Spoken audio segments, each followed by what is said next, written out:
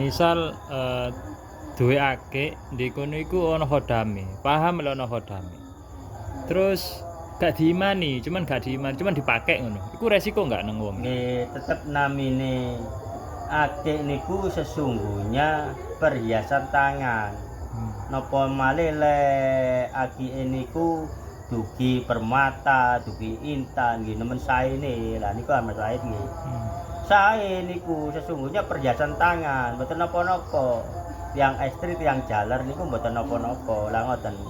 Lek sing sampean tangletaken akik enten khodame niku, senajan panjenengan semerap akik niku enten khodame, senajan sampean mboten semerap akik enten khodame, tetep nggo dampak niku.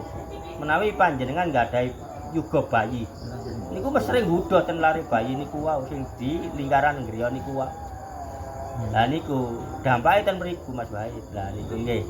Terkadang nggih musik keemosian diri ini yang memakai akik niku wau. Terkadang gampang muring-muring.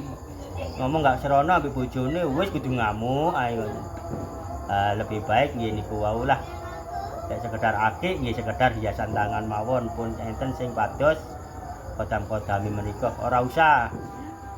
Mahabbah niku perilaku kita sesungguhnya. Kalau kita berperilaku baik, maka orang sekitar kita itu suka kepada diri ini karena berperilaku baik.